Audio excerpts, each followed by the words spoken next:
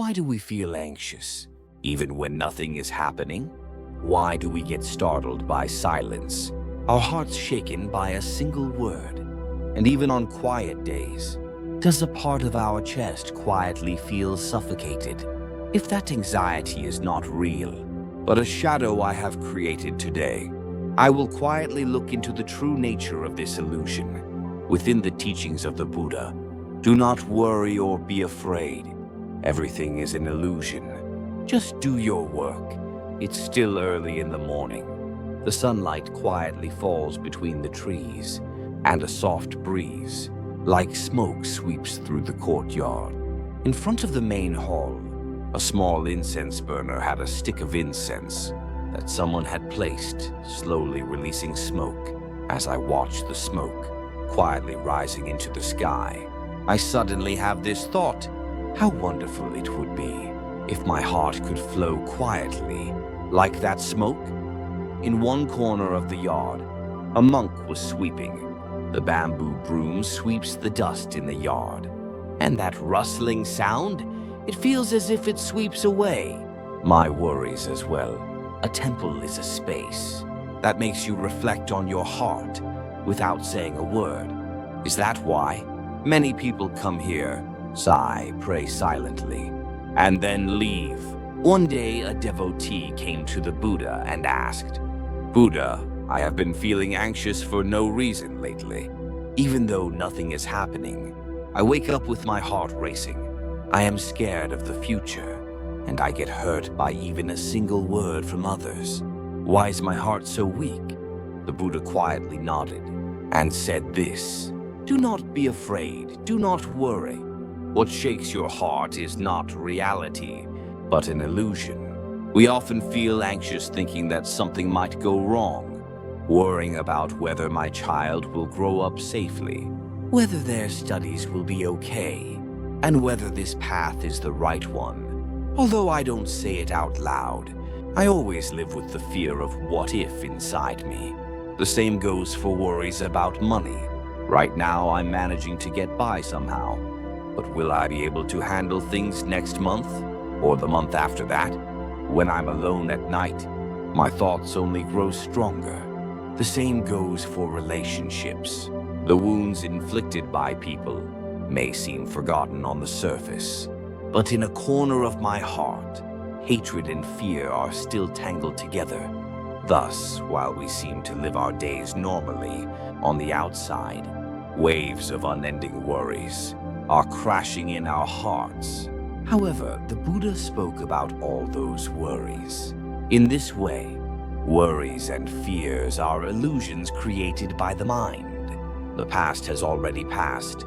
The future has not yet come. And even this moment does not stay. However, if you look closely, there are often no actual events among those worries that have come true. Just the thought that it might be so. The imagination that throws my heart into a time that has not yet come is just a delusion that is consuming me now. The Buddha also spoke about this flow of the mind. In this way, what has passed is already a burden. What has not yet come is still a shadow. You just need to brightly look at this moment. Now, let us also pause for a moment and observe. Does the worry inside me really exist? Is the fear I am holding on to right now just an illusion created by my own thoughts? Today, we will look at the reality of that illusion and learn a new perspective on worry within the wisdom of the Buddha. I hope this video becomes a small lantern lit in one corner of your heart. I slowly take a breath and quietly sit in the place of my heart. Now is the time to let go of illusions and look at the truth. The Buddha said, "The mind is the foundation of everything. Thoughts create the world, and when the mind is calm, the world becomes calm as well. Most of the things we worry about do not happen here and now. It is either something that has already passed or something that has not yet come. But we tighten our hearts and bind our minds as if it were the truth. right in front of us, causing ourselves distress. One disciple said to the Buddha like this, "Master, I always have a lot of worries. Even though work is going well, my mind is anxious. And even when I hear good news, I first think, what if? Why is that?" The Buddha quietly smiled and said this, "Dear one, worry is a mirror created by the mind. Because you believe the illusions reflected in that mirror to be the truth, you are afraid. We often say this, I'm anxious and can't sleep. I'm worried that things might go wrong. The future seems bleak. However, when I write down those worries on paper, some things haven't happened yet, and some things have already passed, and now have no impact at all. And behind all those thoughts lies the word, perhaps. Perhaps it won't work out. Perhaps I will fail again. Perhaps someone will leave me. But that perhaps is not reality. It is merely an illusion that exists only in my heart. And because we hold that illusion as if it were the truth, we even pretend today's tranquility is real." The Buddha said, "What you fear has either already passed or has not yet come. Do not try to grasp at a shadow that has no substance. Notice and observe that feeling. Then the shadows will disappear from now on. We will begin to notice, is the worry rising within me a real event? Or is it a story created by my thoughts? Once I understand the nature of that illusion, my mind will gradually begin to relax. The more you hold on to worries, the bigger they become. And the more you look at them, the smaller they seem. You no longer have to torment yourself within that illusion. The next teaching is that the first step to letting go of illusions is to look at the shadows of the mind that disappear when observed, as the Buddha said. The more we try to eliminate our worries, the stronger they become, and only when we look at them do they finally disappear. When painful thoughts arise, we struggle to erase them, and when anxious thoughts come up, we try even harder to push them away. However, the more we do this, the more the shadows in our hearts grow, larger and swell. Why is that? It is because we are fighting against them. But the method taught by the Buddha is not to fight. It's not about turning away. The Buddha spoke of being aware, observing and remaining quietly in that place. In the first practice, when anxiety arises, do not speak. Instead, focus on your breath as it comes before words. When you're anxious, your breath becomes rough. And when you're angry, your breath stops. And when you're worried, your breathing becomes shallow. In such moments, simply closing your mouth and observing your breath allows your mind to take a step back. A short practice method: close your eyes and focus on the breath coming in right now. Right now, take a moment to quietly repeat this simple sentence in your mind. In that moment, your anxiety is no longer the master. You become the master. What is coming into my heart? Now, naming the second practice, emotion. In mindfulness, which is one of the practices in Buddhism, we practice naming the emotions that arise. For example, when the heart feels heavy, we recognize, heaviness is coming now. When anxiety arises, I recognize that I am feeling anxious right now. It's like observing my own mind, as if I were a third party looking at myself. This is the wisdom of stepping back from worries. What the Buddha emphasized here is seeing that anxiety is coming rather than saying I am anxious. In that moment, the emotion separates from me, and that emotion begins to flow naturally. The third practice is to let things be without holding on or pushing them away. Don't suppress or push away your worries, just let them be. It may be difficult at first, but try to pause your mind for a moment and practice simply observing and letting things be. Your heart will gradually shift from heavy and intense emotions to a lighter and flowing feeling. A real case story about a woman who suffered from insomnia due to excessive worries. Every night I worry if my son will go astray, if his health will deteriorate, if he will get hurt at school, or if he will make the wrong friends. I worry about what might happen at home, if my husband will have problems at work, if we will run out of money, or if I might suddenly collapse and become a burden to my family. Thoughts that seem trivial in my mind grow larger as the night deepens, and there have been many nights when I couldn't fall asleep, even with my eyes closed. I couldn't sleep because of worry. Even after going to the hospital and taking medication, my anxiety didn't go away. One day I asked this question to a monk. "Monk, what should I do to stop this worry?" The monk spoke quietly. "Do not try to stop it. Just observe that feeling. See your worries as water. Don't try to block the water. Just let it flow." Since that day, she practiced sitting quietly every evening, watching her breath, naming her worries, and just letting them be. And one day she said, "The worries haven't disappeared. However, those worries no longer consume me." She has not become a person without worries, but rather the owner of a heart that remains unshaken, even in the presence of worries. The Buddha emphasized that both pleasant and unpleasant emotions are merely passing guests. When a guest arrives, welcome them, and when they leave, send them off. You should simply remain the host. Is there perhaps a guest in your heart right now? Please don't confront that guest anymore. Just look at them as if you're offering a warm cup of tea. Then that emotion won't leave you, but it won't torment you either. The next story, fear, is a shadow of the past. We sometimes become anxious for no reason and find ourselves caught in an inexplicable fear. Learning how to free ourselves from that obsession.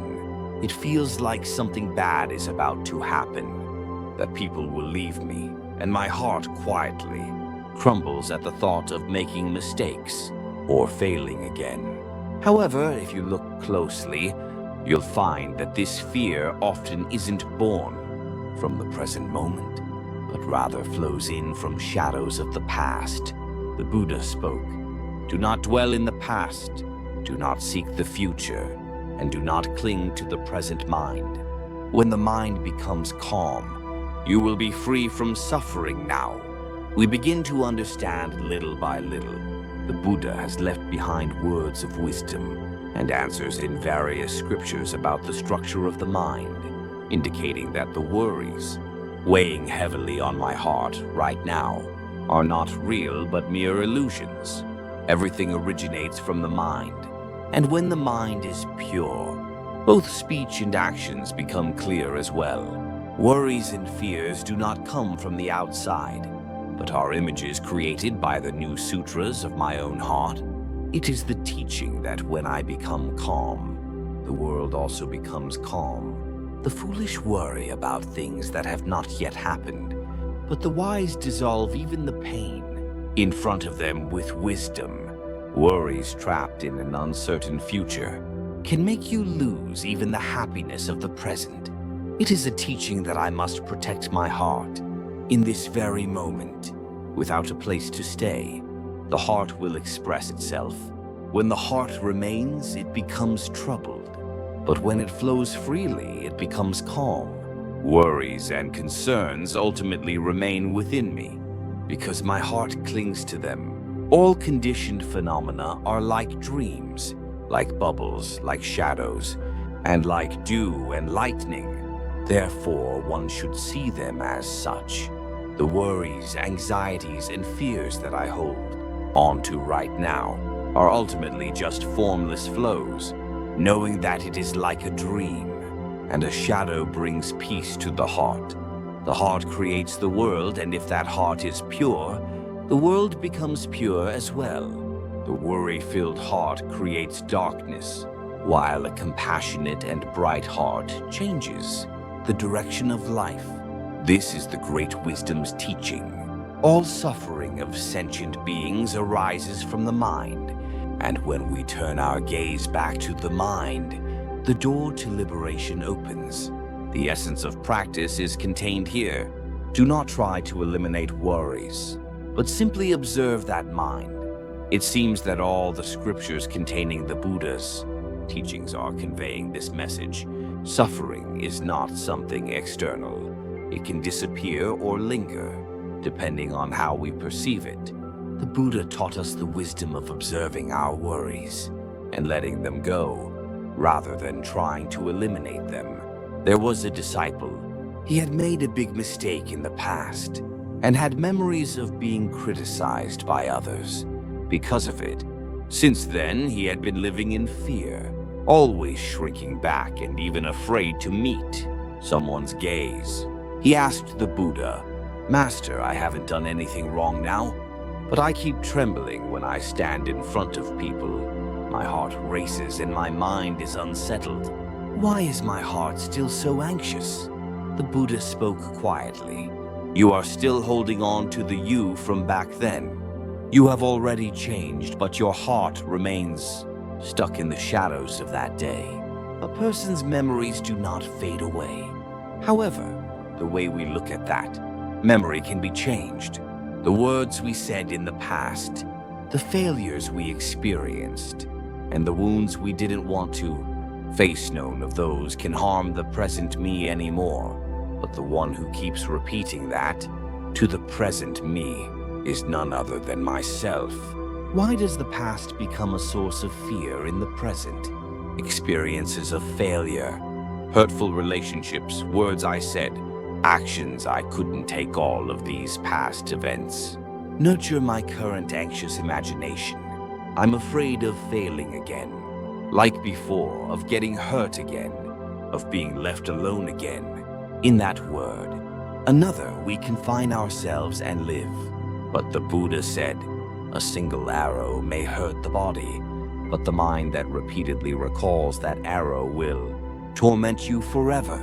The arrow of the past has already passed, but as long as we keep bringing up, imagining, and holding on to that memory, we must endlessly suffer. Now we must let go of that arrow. Instead of trying to change that memory, we should start by practicing to simply observe it and acknowledge that it was like that back then. Let me share a case story. There was a man who, 10 years ago, was still hurt by a single word spoken to him, and he was a middle-aged man.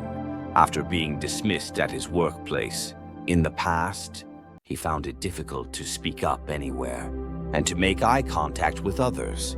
On the outside, he seemed to be doing well in social life, but inside he was always overwhelmed by the feeling that he was a lacking person. He asked the Buddha, "I feel like I've just become smaller because of that incident for the rest of my life." Then the Buddha spoke quietly. "You are holding on to those words and punishing yourself. Who is it that holds on to the words of others, nurturing the wounds in their heart, when those words have already passed?" He cried right there. I realized it for the first time. What tormented me was not him, but the words I had been holding inside. Since then, he has prayed like this every dawn. I forgive the me of that day. I let go of the wounds from that day. Right now, I am different from who I was back then. That prayer didn't change his appearance, but it changed his tone, his gaze, and the direction of his life. The Buddha's last teaching, the past is a shadow, the future is a fog. You should stay where there is light now, and the darkness will naturally recede. Now it is time for us to step away from that dark shadow. I am not the same person I was back then. You are a being that blooms anew every day. The next story is about the wisdom of the Buddha that frees us from worries. We now know how to cultivate our minds in daily life. Worrying is giving your heart in advance to things that may or may not happen. Fear is binding yourself to a past that has already passed. Then where does the wisdom To break free from that mindset, begin. The Buddha said this: worry should not be chased away, but rather recognized, and this recognition will become the key to opening freedom. The Buddha's daily practice teachings say this: do not strive to eliminate worry. Instead, see that worry as it is. This means that what we need to do now is not to get rid of something, but to realize how it operates within us. Now it's time to incorporate that power of realization into our daily habits. The first practice is to write a worry journal. Try to make it a habit to write down your worries, exactly as they are, every morning or before you go to sleep. What am I worried about right now? Is this worry about something that has already happened? Is it an imagination that hasn't happened yet? The vague anxiety becomes concrete when written down, and the concrete worry can no longer consume me. And try to repeat this. This worry is not a reality here and now. I can live in this moment. For the second practice today, try to set aside one small act of cleaning your heart each day, simply expressing an apology for something that has been bothering you, trying to understand someone who has hurt you, or gently telling yourself that it's okay and you're doing well. These small acts of cleaning can have a great power to shake off the burdens of worry. For the third practice, the dedication of merits. As worries deepen, people tend to lose sight of their own value. Why is it only me who feels this way? Thoughts like, why am I always lacking, create deeper suffering. In such times, the Buddha taught to dedicate one's merits. Blessings are not just for me. They are like a stream that must flow. When I dedicate the heart, I have polished the sincerity I have built and the day I have overcome. As blessings for someone else, that heart is no longer confined. A day in the life of a monk who had many worries. There was a monk. He was weak-hearted and troubled, suffering from afflictions every day. People asked, do monks also have many worries? The monk smiled and said, worries are always there. However, I walk hand in hand with that worry. Without speaking of it, the monk prayed every dawn and looked at a wildflower blooming next to the crumbled wall, saying, this too shall pass. And I have lived through all those moments, so it is already enough. We can live like that too, even if you don't try to be perfect and don't eliminate your worries. If your heart is calm while observing those worries, then that life is already on the path of a practitioner. The Buddha said, the heart is like water. Do not try to make it clear, but let it flow. When it flows, it becomes clear on its own. I hope that in this flow, your heart has become a little lighter. I hope you live today with a heart that is a little less anxious, a little less heavy, and a little warmer. The next story is that the place where your heart rests is your world, a life that chooses truth over illusion. We have quietly examined how worries, anxieties, and fears are created and how they can be let go. All those emotions, ultimately, they change depending on where the mind resides. The Buddha had already imparted that wisdom to us long ago. Where your heart is, your world will bloom. Some people fill the same day with anxiety, while others fill it with tranquility. Some people get angry over small things, while others accept those things as part of their routine. The world is not different. It is the heart that is different. Designate a place for your mind to rest for 5 minutes each day. It's okay if you don't change anything right now. Just ask yourself this, for even just 5 minutes before you fall asleep, or after you wake up. Where has my heart lingered today? Was it in regret? Was it in fear? Or was it in this moment? Just that one question begins to purify the heart. On its own, there was an old believer who transformed from a person full of worries to one who offers comfort. He said it felt like he was carrying a heavy stone on his chest, his whole life due to constant worries. He prayed and visited temples for worries about his children, health, and future, but his heart never found peace. One day, after listening to a monk's sermon, I started to express myself differently. What if that goes wrong? Whether it goes well or not, it will still be a part of my life. I worry too much about the future, but right now, as I breathe, I am alive enough. She said this: the worries haven't disappeared, but now those worries don't take me away. Now she talks to the people around her. Worry is not something that drags you down. It's something you can carry with you while walking. She had become someone who comforts others, not a person filled with worries. I offer my closing prayer. With one lantern, the Buddha has spoken to your heart. Gaze quietly at your heart. Your world will change according to where you dwell. Right now, I light a lantern in your heart. This lantern is not a light that eliminates all worries. It is simply a light that guides you, so you don't get lost in those worries. It's okay to have anxious days. On days when a worried heart comes, if you can observe that heart, you are already in practice. I hope you have a heart that remains unshaken by worries, rather than a day without worries. I hope that your mind, which has been lingering in illusions, becomes quietly calm today as well. If you briefly set aside the anxiety towards tomorrow and the inexplicable worries and just observe them, all those feelings will eventually flow away quietly. At some point, the Buddha said, when you see an illusion as an illusion, your mind moves towards liberation. I hope this video brings calm to the anxieties of the viewers of Moonlight TV and provides even a moment of warm comfort. If there is a sentence that touched your heart today, please share it in the comments.